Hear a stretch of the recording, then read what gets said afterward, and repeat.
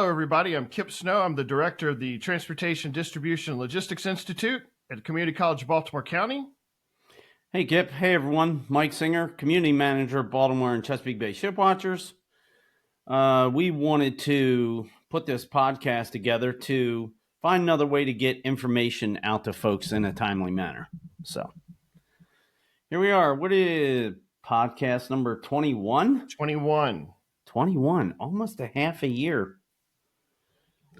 Still the printer and the hutch where the dishes are, whatever. What are you going to do? Yeah. I don't think either one of us have that many other better places to make this happen. We'll have to invest in our studio. Maybe, yes. We do need to have a conversation with Reverend Josh on this one. So. Oh, yeah, that would be cool. So here we are, another crazy week in life. We target Thursday. Thursday was our regular day. And I texted Kipp and I was like, well, it's Friday and we blew right past Thursday. Neither one of us texted each other. We got so much going on. There was way too much happening this week. What are you going to do? Yeah, that's all right. We picked it back up. Yeah. Get in. What's the one sportscaster used to say? Get in when you can fit in. Oh. You know? Get this thing in when we can fit it in. And so here we are Sunday morning. You got a full cup of coffee at least? Well, no. That's because we started earlier. Yeah, we started running to move it to the prop cup. There you go. Yeah. Oh, all right. You want to get into this thing? Yeah. There's a lot. We got a lot. We've got all the positive trends and things that we need to talk about, but we got this impeding strike. So let's, I guess, figure this thing out. Yeah. So just as we're getting started, if you're new to the channel or the podcast, subscribe, hit the bell to be alerted to new podcasts as they come available. And we get 100 or so views every week. Could you guys just do me a huge favor and just pound that like button for me? Yes, please. And I really do think it builds into the metrics of YouTube and other people watching it on YouTube. So if we have 100 likes rather than 12, I think we might have even more people watching. So also feel free to share the link out to the videos and to the groups and things. Let it, if there are there are others that you know of that may be interested in hearing and, listening and learning and discussing, then let them know about this also so that they can join in. Right. Share it to your Facebook feed or probably not Instagram, but Twitter, Twix, as it were. If you know other local folks or other folks who might be interested in transportation or shipping or Baltimore, go ahead and get it out there for us. That'd be cool. So let's get right into our shipping update. As we do every week, we track the truck transactions at Seagirt Marine Terminal, where they load and unload containers every day, every week. And just as to a way to track the recovery of the port from the accident on March 26th. Last 4 weeks, including this week, so average daily transactions per week, right? So we take the numbers from each day of the week at, total average by 5. So 3,214, that was 4 weeks ago. 3,109, 3,325, 3,295. So keeping it above 3,000 is great news. So just down into the noise of it this week, Monday through Friday, 3,262, 3,321, 3,455. So almost hit 3,500 for the second week in a row. 3,307. 3,130. And I guess the only thing that kind of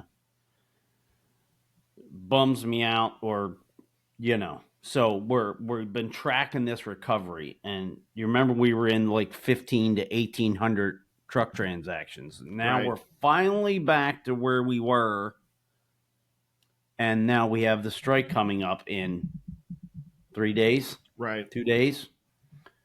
And these numbers are going to go kaputs. Yeah, I mean probably down to nothing, if not into the hundreds. I mean, I'm just guessing. But so that's kind of a bummer. Couple that with, are these real numbers or are these inflated numbers because everybody's trying to get? I know that they're in watching some of the pressers coming out of Maryland Port Administration and Ports America Chesapeake. They some of their gate hour allotments, are extending hours this past week in order to get those things that need to be sent out domestically. Give them a chance to go ahead and clear that out, because if there's nobody out on the terminal, that you're not going to be able to pick that stuff up. And even like very specific information on what to do with exports, because if if there's no labor to operate the terminal to get the outbound ships loaded, it's just going to sit and incur costs and those types of things. So Yeah. So this is our peeling back the curtain just a little bit. We both have lives, we both have jobs, we both have families, wives that we love. We like to do stuff around the house, maybe relax once in a while. And so I don't know about you, but I'm a deadline person. So guess when I do most of this stuff? The right at the morning of, or maybe the night before, like if I'm really trying to get ahead of it. Sure. If I'm really trying to be prepared, I might work on this the night before. Now, we do spend some time thinking about it, writing down, jotting down notes. We message each other during the week and come up with a bunch of ideas. Sure. But when do we put it together? Right before we hit the record button. Yeah, which is just crazy. But anyway, so just a few other interesting details about the port this week. So the Maersk Shams, which is the name of the ship, was in town this week. That's another Dali sister. Okay. I don't think there wasn't a mass boarding of that vessel, or at least it wasn't publicized like it was with the Salt Toro before it. Correct. So that was interesting. And then I have been tracking, because probably a year or so, or maybe more, I've been tracking the largest container ships to come to Baltimore. Oh, okay. And I just, I've got a little notepad thing on my phone, and, I just track it on there.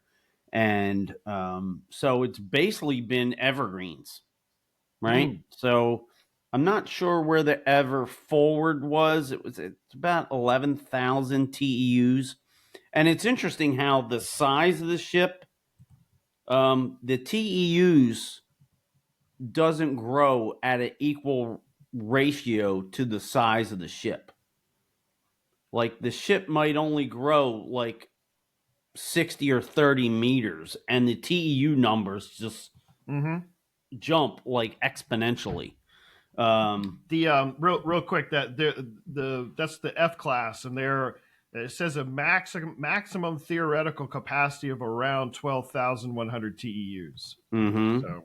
And then we had the T class, which are all those oddly unbranded evergreen ships. So they're green, but none of them say evergreen. And there's I think we've had 9 of those. They are right around 14,000 TEUs.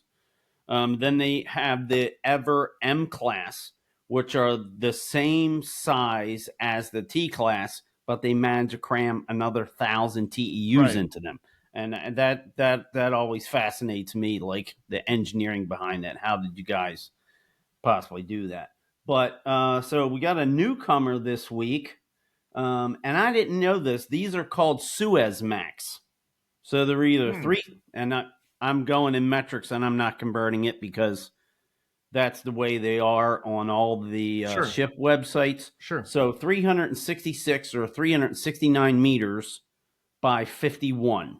And those are called Suezmax class ships, which all this time I've been tracking this, and I didn't know that. Okay.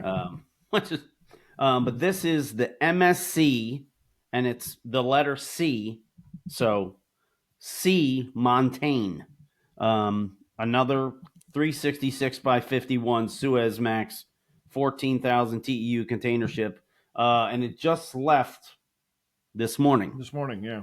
Mm-hmm. And one of those ACL Conroes came over from, Dundalk Marine Terminal, jumped right in its spot.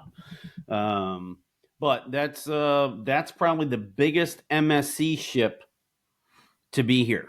Wow. So, it's nice to see, another service come to town with ships that large. And yet another, continuation to, back to full speed. Yeah, absolutely. And, we haven't even researched inside of MSC, how many of those ships are there? And, what are their planned builds? Like the Ever M class that we were talking about, those new builds from Evergreen with the bright green hulls and the big giant Evergreen letters, that's a 20 ship class. Wow. And we've had 5 of them here. I'd be curious to see how much more involvement MSC has with their partnership with the Sparrows Point terminal, and what types of vessels end up coming into there also. Mm-hmm. I mean, I would imagine once that opens up, all the MSCs are going to migrate over there. They're not paying, state fees if they own their own terminal. I'm sure there's fees to berthing and having your ship processed. Yeah. Right. Mm-hmm. That go with that. But don't look at it as a loss to what Seigert's bringing in. Look at it as a capability for growth. Yeah, that just opens up capacity. So it just helps the port as a whole. Because I would think, and guys, just correct me, Mike at BaltimoreShipWatchers.com, because I think the labor acts as a pull. So some guys will just go over to, but they wouldn't be working for Ports America. So yeah, I'm not. I don't. All of the terminal operators are going to lean on the labor pools within the union. And to be honest with you, I don't know the exact structure right this second, but we can go and look at that so that I can know, which group is doing what, and how the Steamship Trade Association falls in, and the local 333. But those are all of the groups who are intermingled with all of these terminal ops. So it's while they are different operations, it is kind of one and the same, supporting the port as a whole. Yeah, and I just kind of assumed, when I was first getting into this, just learning about the port and how things work, I just assumed that each terminal had its own group of dedicated people. And from getting to know some of the guys, they bounce around and go where the work is. Right. For most part, I think that's true. So I know some of them do. So it's not like, if the Hawkins Point terminal only gets a ship once a week, it's not like they have a staff that's not busy. I think that's how it works. And each terminal also has its own training requirements, because you may have different styles or different types of equipment. A crane is a crane, but each device or each piece of equipment may be a little bit different, and so that may change who can go to which terminal based on your training level or your knowledge base of how to operate equipment at that terminal. Interesting. That's a good point. And then on the opposite end of that is, when ships come in and they're geared ships, which I didn't realize that it was a term for the longest time. So ships with cranes that come in with their own cranes. Those people on the ships know how to run those cranes. Right. Yeah. Here, they don't. Our guys go on the ship and run the ship cranes. Wow. Okay. Yeah. Yes, I'm pretty sure. I'm pretty confident they're the that ones. that's a They're the correct ones who. statement because I've been told that before. Yeah. They're the the longshoremen are the ones that gone down to my tags and gone on the crane simulator down there and at the mate's office, and they're the experts. They're the ones who know how to they've gone through the training of many different kinds of cranes so that when a ship does come in, they have the ability to go kind of almost act like a pilot for the cranes. You know how the pilots come in and assist with that last mile or that last leg transaction. That's the same situation here. So I'm going to put my brother in the podcast this morning just because I don't know. Sure. We just bought tickets to see Metallica in DC. Oh, wow. And it'll be my 12th show, and it'll be, I don't know. See, I've been to so many concerts I can't remember. But I think it's our third or fourth show together. Okay. Seeing Metallica, at least the second.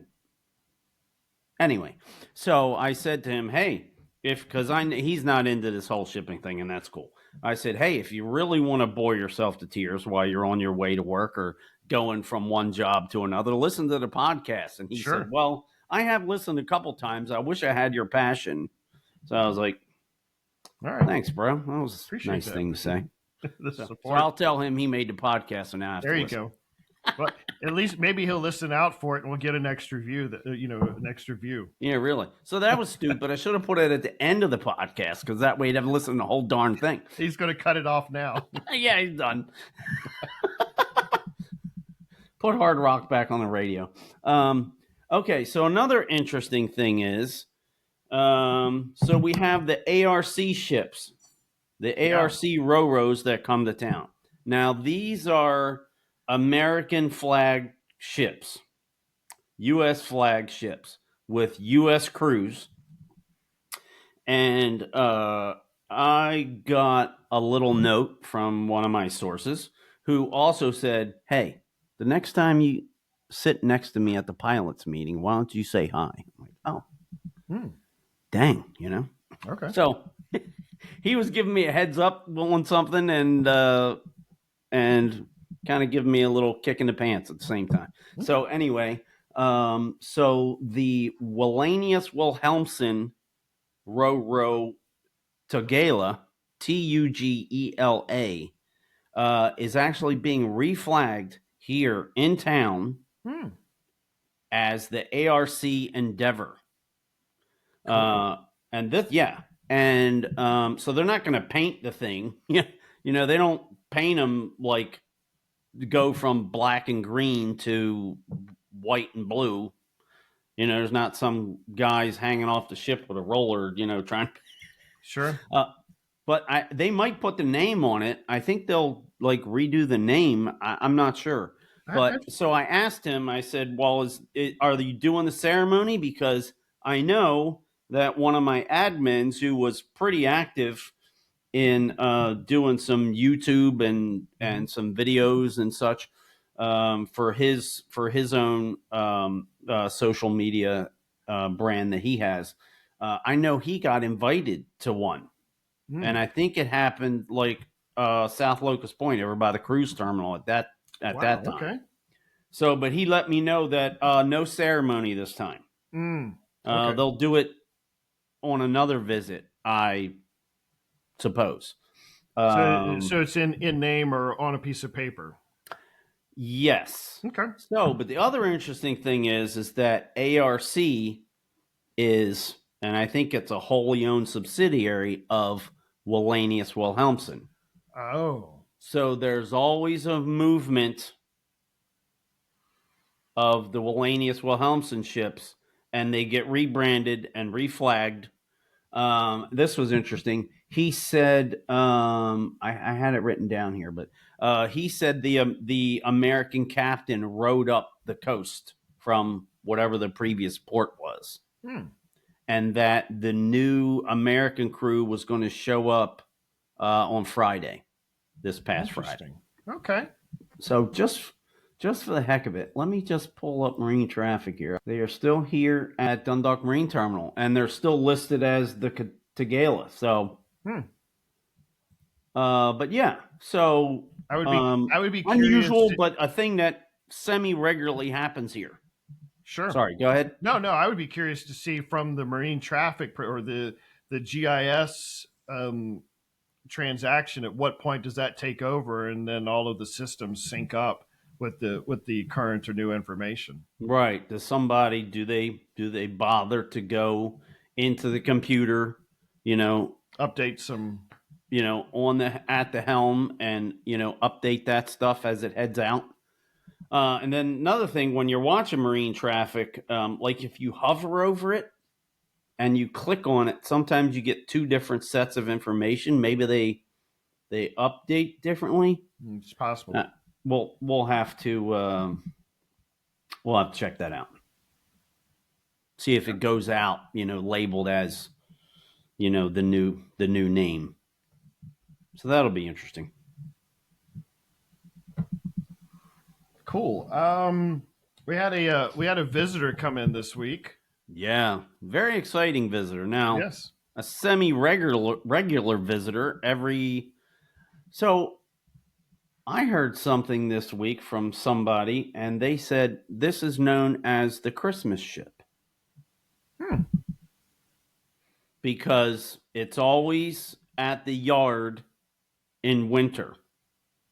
Oh, okay. Well, not always, but when it comes, oftentimes, yes, for maintenance, yes, it's off season for this ship. So the United States Coast Guard cutter Eagle came into town. Well, arrived at the Annapolis anchorage on Thursday. So that was really exciting to see that. And then Friday morning came in, and we got the whole thing on the webcam. Oh, cool.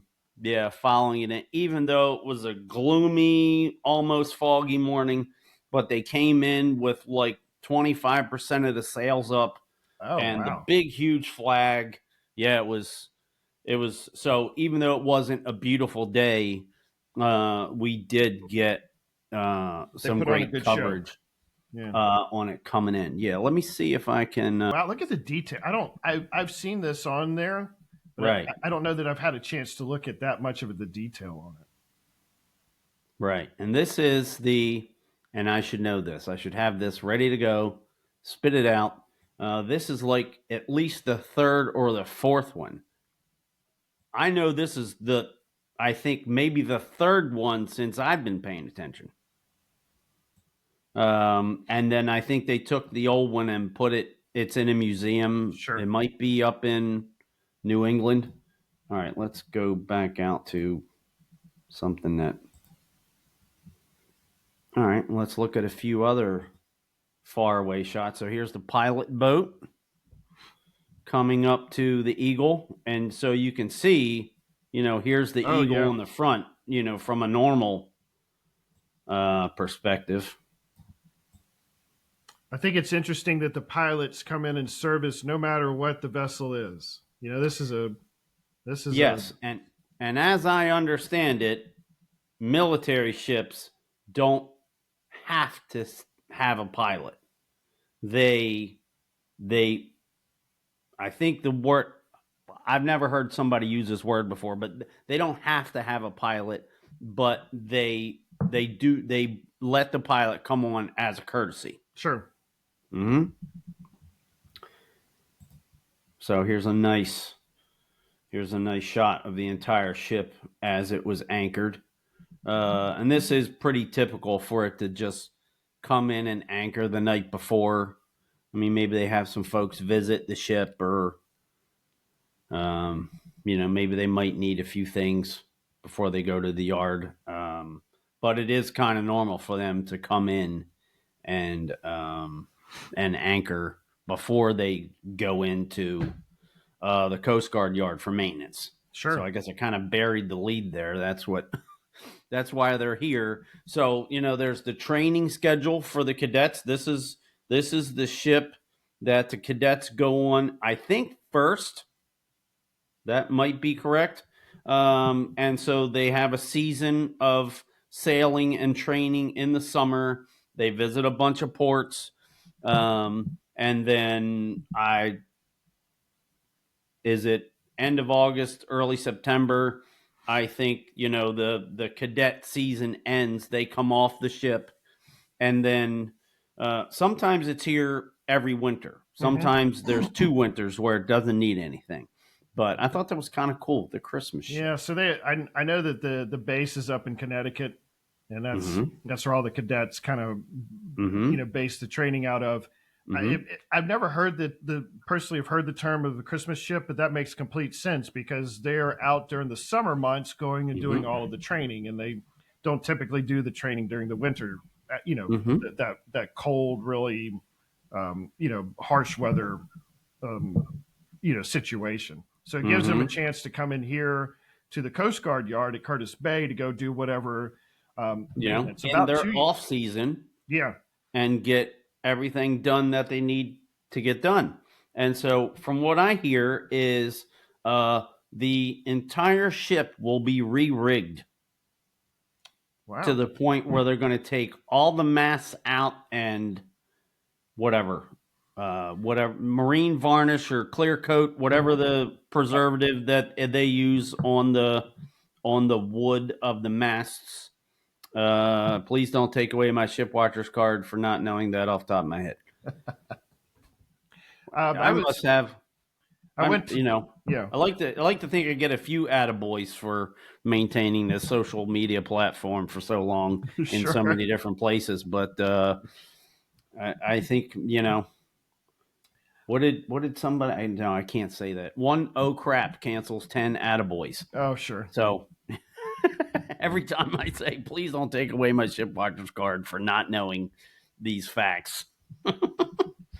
I was out at the yard about 2 years ago when they had the major mast replacement. They were taught.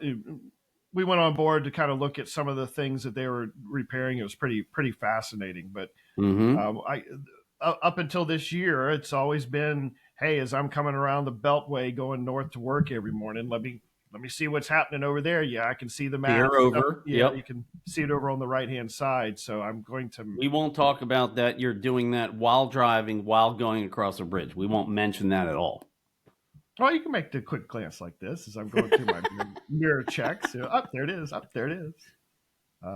So that's one of the things that was it was interesting. Another reason why they stopped in Annapolis is that they picked up some high school students to take the ship all the way, from Annapolis into Baltimore. So I think you've got do you have some pictures? Now, I imagine these are sailors on the ship, not the students. Yeah, these are all Coast Guard folks here. But this was taken by our friend Mike Wickline, who was on the Eagle with the students for the ride into town. I mean, how darn cool is that? That is really cool. Yeah. So these are high school students at Digital Harbor High School in Baltimore. Well, I don't think in this photo though. No, not in this one. Correct. Yeah. Okay. These are the Coast Guard cadets. And then I think this has dramatic photographer Mike Wickline written all over it. I see that now. Yes, I will. Can you? I would not make that bet with you. That is correct. I mean, it's cool looking. I mean, he's trying to capture the fact that there's like, hey, this is all manual operations. This is the analog version. You've got to go and do everything by hand here. So it is kind of interesting. Like when you're on a sailboat, a lot of times the helm is at the back of the ship, and if there's any kind of house or structure, you're kind of, or if the bow of the ship comes up at all, or, and you've got rigging and, so you're always kind of looking from side to side. So if you saw where this is, I mean, there's actually a lot in front of it that's semi blocking your view. Correct. But it's really is neat. There are these triple wheels that, supposedly when you really need to turn this thing, you really need that many people. Correct. Like to turn it. So let me see. If that might be the end of. No, one more. So I thought this was really cool. That's a nice shot for Annapolis in the background. Right? Now this is Eastern Shore shot. This is not on a boat. Wow. Okay.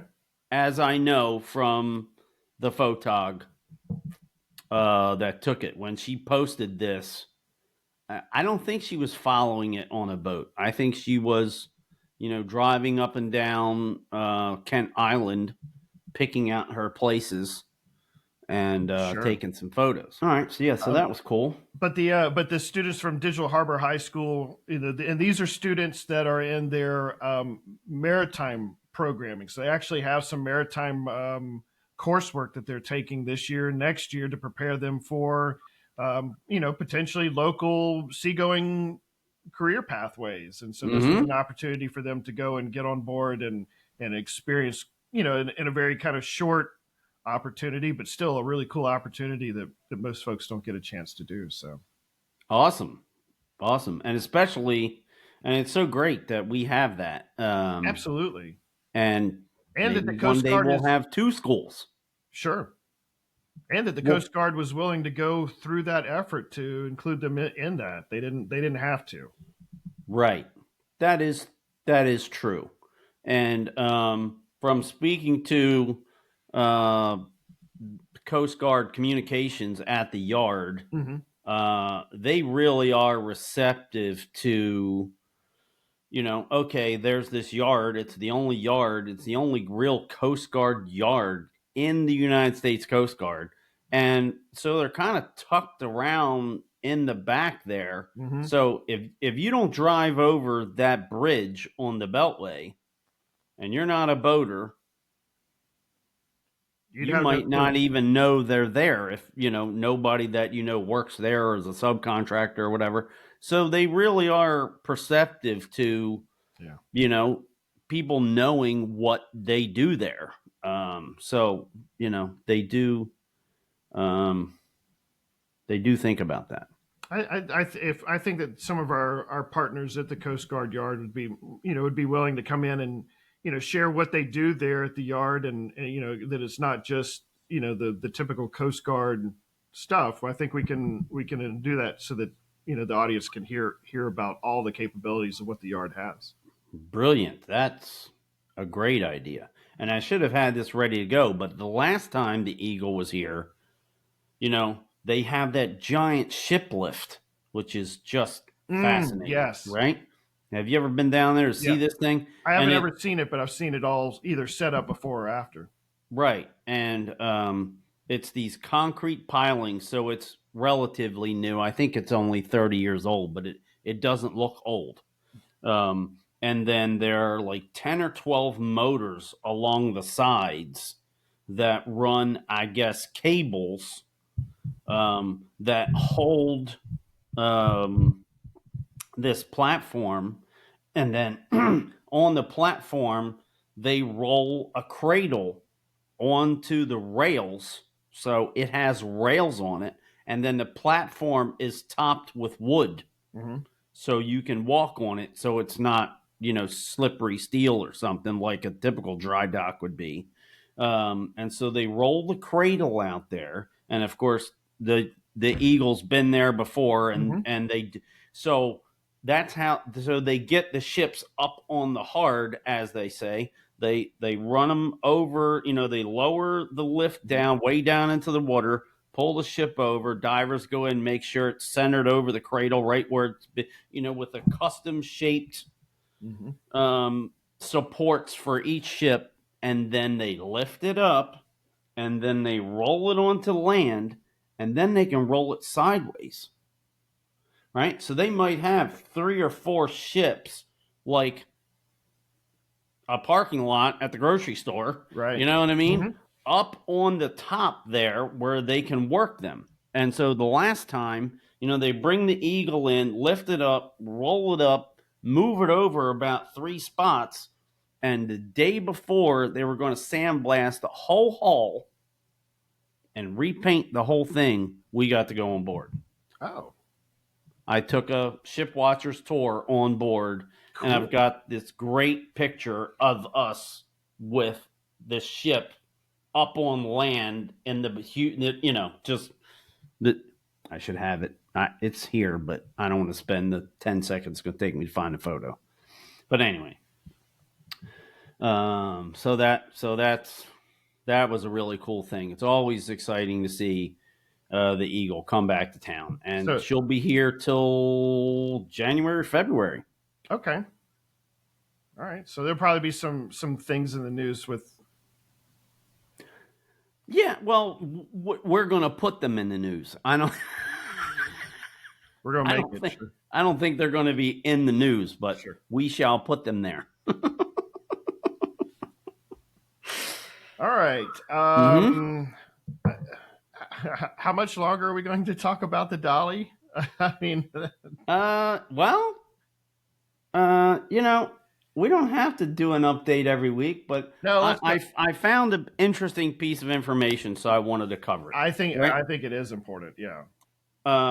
So just to update everybody, she left on the 19th of December, right? And I guess we all know the story, and they did a bunch of work on it here, and then it went to Norfolk, and they did a bunch of work down there, and then they finally took all the containers off, and then they finally got it ready, and it's gone. It's on its way to China. How do you pronounce that? Is it?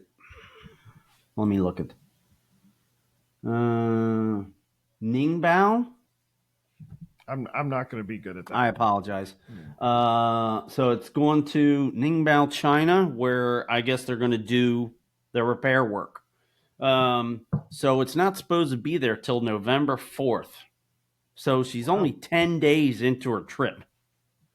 But one of the camera chatters, so on our port camera, and if you dive into and pull it up on YouTube, there's a chat running. And those folks are some resourceful people, and they will find stuff. And so one of the things about AIS, the system that tracks the ships, is that its capabilities are, its free capabilities are land-based. Okay? So once the ship gets so far out to sea, you click on the little ship icon, you can go to marine traffic and you type in Dali, right? And then it comes up and you click on that, and then it'll tell you that the information is 7 days old because they haven't received a ping because you haven't paid for satellite tracking. Gotcha. Okay. Yeah. So somebody found a website that does satellite tracking. So let's see if we can go there and check this out. So here is the Dali. So here's the ship picture. And then let's just, wrong screen. So let's just keep zooming out here until we, where is this? So that's kind of cool. Oh, how about that? Off the coast of Brazil. So it is not going through the Panama Canal. It is not. Now, what I was told is the ship owners don't want to pay the money. Makes complete sense. I mean, you're bringing the thing back to be repaired. There's no commerce taking place. This thing is only costing you money at this point. Why would you want it to cost more? That's a good point. I really didn't think about that. If you have cargo that's paying its way, it's worth it to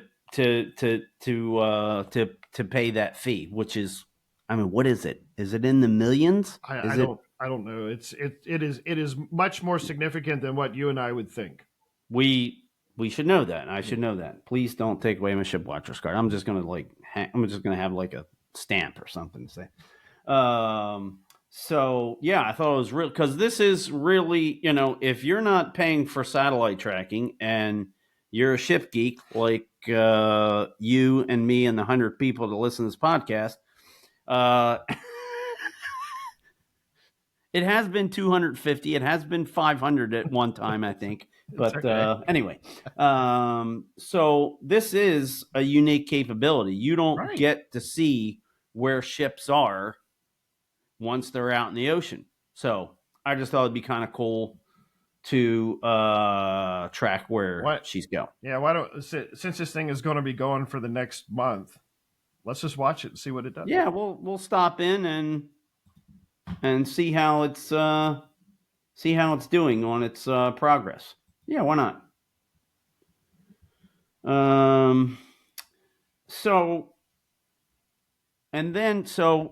you familiar with Sal Mercogliano? I've started to listen to him a good bit here. And I should have.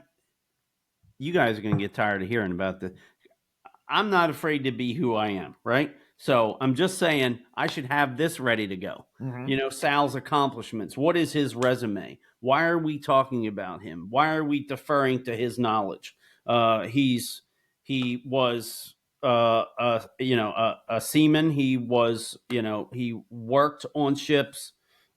He's a professor. He teaches at a college, and he's been running these podcasts. The guy has forgotten more about shipping than I will probably ever know. So I ran across his podcast, and I started watching it, and it really dives in deep to these details of what happened when on the Dali, how fast things can happen, what it takes to make this happen, what's supposed to happen when this generator goes out and the other one is supposed to automatically click on. Mm-hmm. How do you throw a ship in reverse? Well, you don't. How do you just throw an anchor? Well, you don't. There are involved processes, and but the one thing, so there's two different pairs of generators, like an A and a B side, and what I guess the owner or the operator of the ship did is, because they're always changing fuels, right? Because they get inside there's a zone he talks about. I don't remember the name of it, but he's going to cover it. We're gonna listen to him in a minute. But what they've set up is these two generators for at sea, these two generators for in the American exclusion zone where you have to run the cleaner, and so because they use the incorrect pump to fuel the American side generators, it's a flushing pump to fuel the generators. It's not a real fuel pump, and the flushing pump isn't designed to recover automatically from a blackout. Right? Okay. So you understand the reason why they made this decision, because it's easier for them to switch between the two different fuels. But the decision cost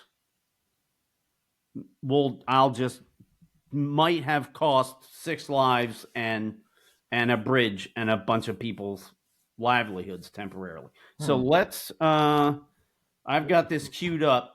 Okay. So let's listen to an expert who knows what he's talking about.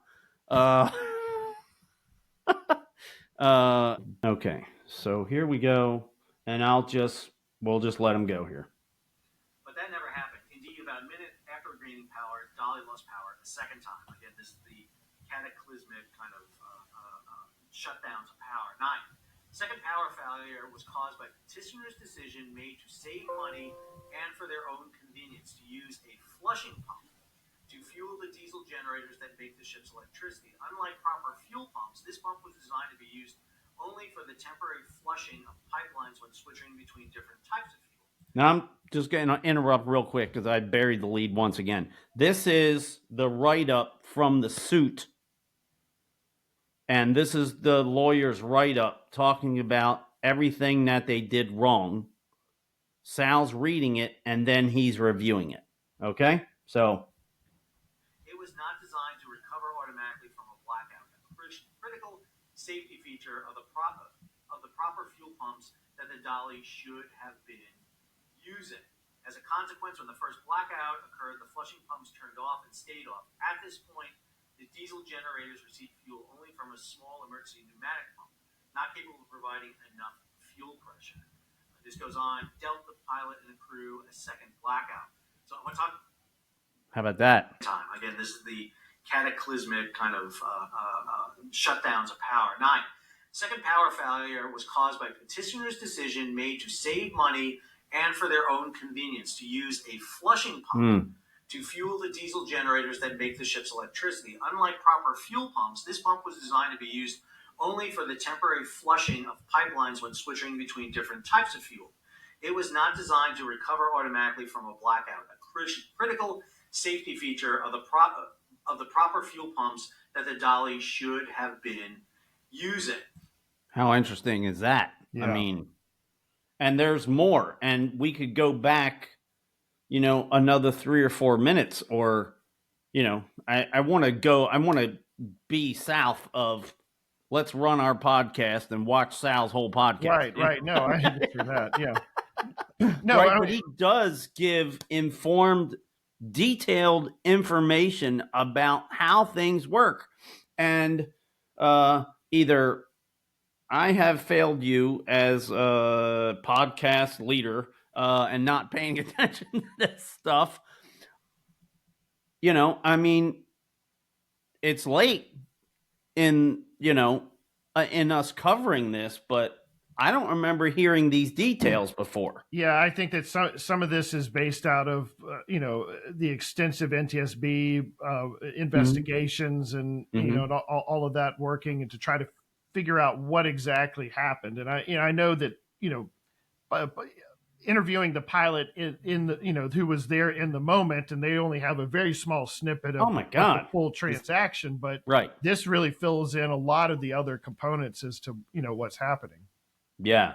And Sal even goes into, hey, this write-up isn't exactly right, So let's listen in for a few minutes. Sure. As a consequence, when the first blackout occurred, the flushing pumps turned off and stayed off. At this point, the diesel generators received fuel only from a small emergency pneumatic pump, not capable of providing enough fuel pressure.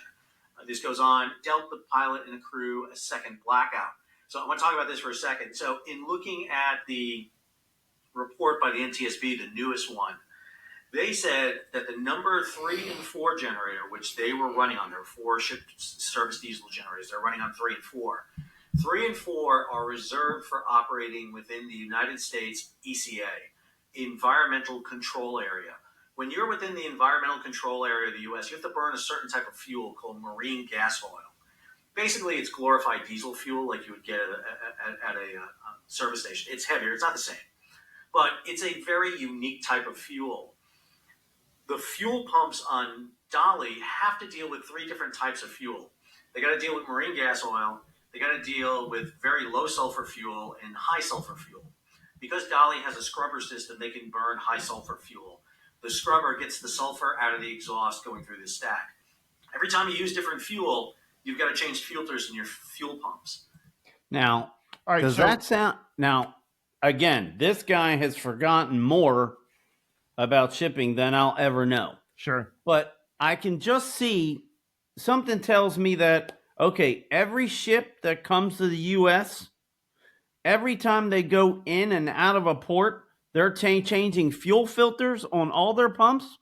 I don't know that. I know that they're having to change their fuel, structures because of what the U.S. law has, for environmental issues, and they're not going to burn the U.S. Designated fuel anywhere else because it's cheap. the other fuels are cheaper and, right. And they're more efficient, I think. Anyway, but I was like, wow, that sounds like an awful lot of work. And, if you're in our community in the Shipwatchers group on Facebook, you know that we do an awful lot to stay positive. Sure. Right? So I don't want people to think that I'm bad-mouthing a crew, but that sounds like an awful lot of work, and I can almost perceive of somebody taking a shortcut once in a while. I don't know. Sure. Unless what does that system look like changing a filter? Is it as easy as doing it in your furnace? Or they have to take the thing apart? I mean, I don't. What Dali seems to have done here is set up a dedicated fuel pump, this flushing pump, to provide fuel for generators 3 and 4 only when they're in the United States. Every other time they use the main ship fuel pumps to provide fuel for generators 1 and 2. So the problem seems to be here is that they did not have the requisite pump available to pump fuel. It worked fine when everything was working. But in case of an emergency within the ECA, the Environmental Control Area, this pump suffered because it could not get the fuel to the generator. I was a deck officer. There are 3 mechanisms that keep an anchor from falling. Number 1, there is a physical kind of brake, a hook that's hooked to the anchor to prevent it from falling. That should have been released. That should not be on because that takes some time to get off. The second thing is usually the brake, which holds the anchor in place. And then third is the clutch engaged to hoist the anchor back on. Okay, they're saying the anchor was not prepared for immediate drop. What do they mean? Typically, what you would do is you would release the hook off the anchor chain, so that's not on. You would have the brake on, holding the anchor, and then you may have the clutch engaged. You don't want to ride with just the brake holding the anchor, because if that vibrates, comes loose, you're dropping the anchor.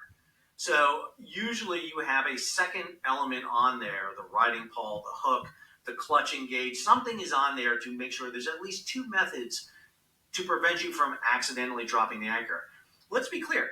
They dropped the anchor. I mean, there was a crew member on the bow who did drop the anchor.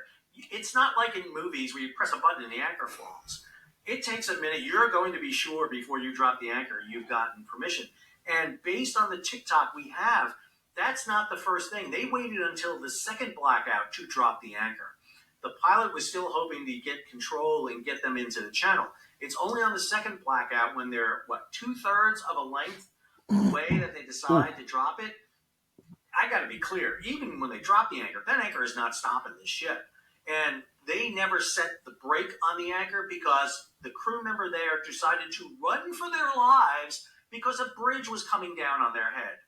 So I just want to be clear here for me and for our local peeps. I'm 100% sure that the pilot did everything they could possibly do in 2 minutes. Right. I think what Sal is debating is that it probably wasn't going to do any good. But in desperation times, you're going to try everything you possibly can in hopes that it might provide some help. At least that's my opinion. Right. All right. Right. Keep going. Okay. We need a little bit more context here. 12. Finally, and while still waiting on the anchor, the pilot gave an order to apply full power to the bow thruster in a last-ditch attempt to pull here. This ship was doing 7 to 8 knots. A bow thruster is used when you're maneuvering along berth. You have to be under 3 knots for it to work. It is not going to do anything over 3 knots. For the bow thruster to operate, you need power to the bow thruster. The bow thruster is the biggest hog of power on a ship. You would have to physically throw breakers to turn the bow thruster on. They are not turned on once you clear the dock. You will take the bow thruster offline because you don't want that power. You need that power for other things. You don't want the bow thruster having power. So even if... Which I found interesting. So it is fascinating once you get into these big mechanisms you know, how much it takes to run. I mean, you just get into a 50-foot boat and it's completely different from my little 26-foot boat, or that's completely different from the little 17-foot boat that my dad always had, that we went fishing and crabbing and sneaking under piers where nobody else could get. You know, it's just every time you take a step, there's so much learning. Now, I know this is a crazy analogy because we're talking about a giant ship that's 1,100 feet long. Right. But it just fascinates me, all the stuff that isn't, you're not just flipping a switch, or, you know what I mean? There's all this stuff that you have to do, and it all takes time. You can't just, you know, like put your car in reverse and step on the gas, you know. This isn't a video game where you have a console and a controller in front of you and you're just pressing buttons. There is mechanical operations that have to be addressed with this. And just I'm fascinated learning all these details about what can and what cannot happen and how fast it happens. Again, no way in heck am I throwing the pilot under the bus. It was 2 minutes by playing this. Yeah. Just in case we have anybody from the local pilot association watching our podcast, which would be cool. I don't want to get the wrong message out. Right. No, I mean, he even mentioned it. This is all within a span of 2 minutes. That is not enough time. It's amazing what they accomplished. I agree. The engine room crew could somehow find the power for the bow thruster, throw the breaker. Even if that pilot threw the bow thruster, giving them full thrust, get them off, to move them left into the channel, I don't think it does anything. I really don't. I'm fine for people to comment on this, but moving at 6-7 knots, bow thrusters are, you know, it's going to have a minimal effect of anything, but I just don't think it's going to have it. Plus, it's not norm to have your bow thruster engaged once you're away from the dock. Okay, I think that's, but just, and so if we go down here, 1,285 comments. Now, I will, so you can see I am subscribed, but I don't probably watch his podcast every week, but I feel pretty confident that 1,285 is a pretty darn big number. And I haven't even had the chance to scroll through them, but all right. So that's, I think we're done with that for a while. We should. I'll put a link up here for, you know, our viewers if they're interested in learning about Sal and what he's talking about. Also, it's just more information. It helps everybody to learn more about what's involved with the industry. So, okay, so we are at an hour, but I do have a really cool another timely video that I would like to share. Okay. So this won't take. So let's check this out. This is pretty neat. Because one of my friends from the Facebook group, Lloyd Robbins, who runs his own charter service, was, I think, out there in the beginning of a regatta from, you know, one of the sailing groups in the harbor. It started in the rain, and he took this video. And this isn't something you see every day. No, you don't normally get a chance to see this. You don't get a chance to see raw sugar barge. Domino, so this is Domino Sugar unloading raw sugar from a barge. And remember, they had to go to barges because the bridge came down and they had no way to get ships in. So they took the ships to Philly, unloaded the sugar onto covered barges, barged the sugar down to Baltimore. And then the other half of it is that the sugar shed, so the ships used to just come right in the Domino Sugar and fill up this giant football-sized sugar shed. Well, the sugar shed, actually, that was it in the background. We're going to let this replay. Sure. The sugar shed wasn't there anymore.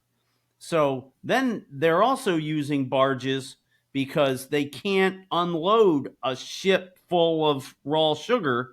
So now the ships come in, some of them come in, Pier 11 and Canton. They offload the sugar onto barges and or in a warehouse. Then they run the barges back and forth between Canton and Domino Sugar. Every once in a while, a ship comes in. I mean, I'm just, like I've said this before, I'm fascinated. I mean, this company's been in town. This factory's been here since 1921. And really, they have a great thing, right? They've got a great workforce. They've got 500-600 people that they employ. They've got, they can bring the ships right into their factory, so they're not going to give up on this. But still, how many times have we heard about, factories leaving the country and going somewhere else, and their dedication to Baltimore and how much money they're willing to spend to keep this place here operating and open is I'm eternally grateful. Absolutely. So the new sugar shed is up, but they need to build all the conveyors that go over to the sugar shed. So let me see if we can get a glimpse of it. So that is, it's kind of, it's a little tough to see in that one. It's this green haze in the background kind of moving sideways. That's the building behind. Let's see if I can. So did you see that little Ed? This is the new sugar shed here. Yep. And they haven't rebuilt all the conveyors so that because the sugar, went up by a conveyor, went across into the top of the sugar shed and down. And so they haven't built all that up yet. So they're still doing these smaller loads, for lack of a better term. But I thought that was cool to show. That is really cool to be able to see it, the actual working of the barge. Yeah. Shout out Lloyd Robbins. Okay. All right. We've got a couple other things to kind of bring up before we close out. First, the John W. Brown has got their fall fundraiser. They've got their ghost ship. I've seen some of the decorations that they are starting to put together and some of the advertisements that they have for it. Kind of a cool idea. I mean, and talk about an undertaking, right? Because they've got to get people on board and decorate, and you've got to carry everything up that gangplank. You and I have walked up that gangplank a few times, right? And it's not the easiest. Right? And now imagine you're carrying pieces of plywood and equipment and, so that to make this thing look like a haunted attraction. Right. And I mean, it is from World War II, so it's 80 years old. So it's not that hard to imagine. About halfway there. Somebody's vision and then all the hard work it takes to do this. Pretty cool stuff. I'm sorry. Go ahead. No, you're fine. So we're going to help promote this event on behalf of the John W. Brown. If you are interested in getting tickets, those are the weekends in October and November that they are running the event out at Pier 13. There are some specific things you need to know. Children over 12 are good. They will have to be supervised. Closed-toe shoes, flat shoes. You do have to walk up a 40-foot gangway. And you might be climbing up and down almost vertical ladders. And you don't have to, but if you want to get, I don't know where everything is set up in the ship, but they don't want you busting your feet up on steel steps. Correct. Yeah. So go to their website, ssjohnwbrown.org, or there's a little QR code there. You can click on it and you can get your tickets. So I wanted to make sure everybody had that information. Yeah. Go ahead. Can I jump in? So I just want to say this was kind of cool. Oh, yeah. This showed up in my mailbox this week. The newsletter of Project Liberty ship, the Liberty Log. So, and there's a photo of the John Brown on the cover in dry dock. That looks like she was freshly painted and they're re-watering the floating dry dock there. So this was a really nice surprise because I don't think I've ever received this publication, this magazine before. And it talks about a lot of the stuff that happened at the shipyard, and some highlights of some crew members and such, and a couple other stories. So, really cool thing to get in the mail, especially when you're surprised by it, Sure, So absolutely, yeah. neat. Have to see maybe if there's a way to subscribe to that or what their plans are with it. Yeah. And again, I just got it, so I'm not sure. So, last week, was it? Tuesday. Last Tuesday? Yep. They had a federal agency industry day at the port, at the cruise terminal, right? Yeah. So what the industries come together and people can visit. And so can you talk about, because you were there, representing the college, right? And I went there to I represented the college, but I also wanted to hear from what all was going on. And this is a chance for the federal agencies that interact with our port to come and give kind of a quick overview of what's happening, and maybe if there's some updates or changes that broad spectrum. And it gave the industry a chance to come in, meet those representatives if they needed to, and then we sat through about an hour and a half long presentation from each one of the agencies. We had Wypieski, the new business development director. He spoke for a couple of minutes. They had representation from Customs and Border Protection here locally. APHIS, that is the Animal Plant Health Inspection Service, who works with with CBP, with Customs. So invasive species, bugs, flying insects, correct, and the like, because there might have been I don't know, some they were showing some species might have laid eggs up in the corner of a container, and you've got 5,000 containers in. I mean, how do you look? I mean, but that is their job. Yeah. That's probably why the spotted lanternflies are here this year, because it's so hard to do this job. Correct. And I just want to say, shout out Cornelia Muller, one of our Facebook friends and local maritime people. She's active with the NS Savannah ship. She's a docent on there. She used to do this job in Philly. Decades ago.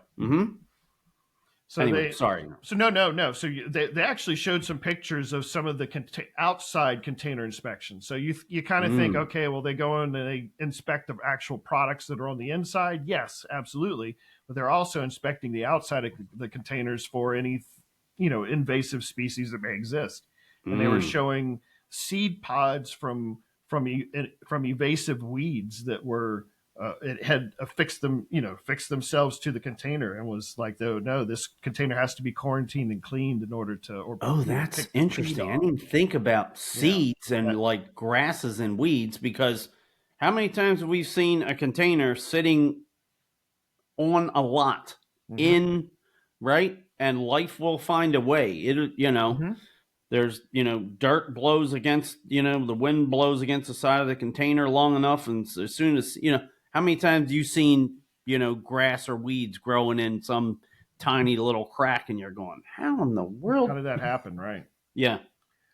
They also had presentations from FDA, Food and Drug Administration. So they inspect all of the consumer related products. There was the Maryland Coordination and Analysis Center. And so this was an agency that I wasn't familiar with, but they do detective and investigations on the findings related to these other government agencies. And so they work in tandem with the state and the feds and the FBI and all these government agencies to go and find all of the, the potential issues surrounding an inspection that they have gone through. We also had the Baltimore area Customs Broker Association spoke about some changes that were happening with customs clearances, and then East Coast Warehouse spoke about their role within the inspection process. So it was really neat to see these presentations and learn a little bit about what each one of these government agencies do, in order to keep the Port of Baltimore running. So that they typically have this done in May. They didn't do it this past May because of the Key Bridge incident. So they wanted that representation to come through. That's why we had it this past week. They're going to get back into that cycle and have the next one in May 2025. So, okay.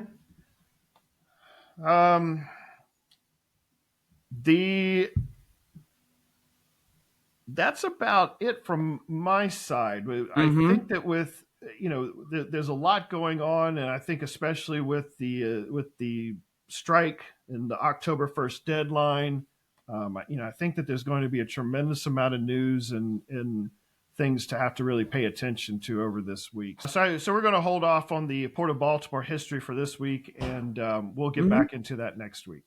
Okay. Sounds good. Yeah, I think I'm done. I do have one little addition. So, so here's our website. And let's see. So I talk about this, at the end of some of the podcasts, I talk about that we have some swag for sale, some merch. And so if you click on the merch tab, and then there's the link, so you can see pictures down here. But if you click right here on this link, that should take us to this is our bonfire site of all the things that we have for sale. And I wanted to show that we have new zip up hoodies that are available. So that's right in time for the fall. That's what I was thinking. With the Keybridge logo on the back. So this is a new product that Bonfire is offering, but regrettably, only one color available. But at least we have some hoodies if you're interested for fall. Cool. Yep. All right. So just remember, we have about 16,000 members on our Facebook group. We are Balto Ches here probably on YouTube, where if you're watching, and Instagram and Twix. Shout out Amy Lawrence. So yeah, you can check us out on those other social media platforms. And if you're listening to the audio version as you're driving through the tunnel every day, you can listen to the audio version of this. That's what this guy does. That's right. And every morning. Listen to our podcast. But you can listen to it on Apple Podcast and Spotify. Cool. So cool. All right. Yeah, I think that's all we got for this week, huh? Okay. All right. Well, we'll see what happens this week with the port strike and everything else, and we'll be back at this. So yeah, maybe we'll review some more of Sal's, because there's an awful lot of detail in there, and I wanted to highlight that one segment because that just struck me, because we spent so much time in the community on Facebook and in the camera chat trying to rein in all kind of people wanting to immediately blame people and all kind of negative talk, and let's wait until we hear some facts. And these sound like some pretty damning facts that contributed to the accident, so I wanted to highlight that. Sorry, it's important to learn about all that. So yeah. All righty, sir. Right. Hit me. 3, 2, 1. Happy ship watching. All right, everybody. All right, was that horrible as normal? Who knows? We'll figure it out when we see the real product. We do the edits. All right, everybody. Have a great week. Yep. Have a great week, everybody.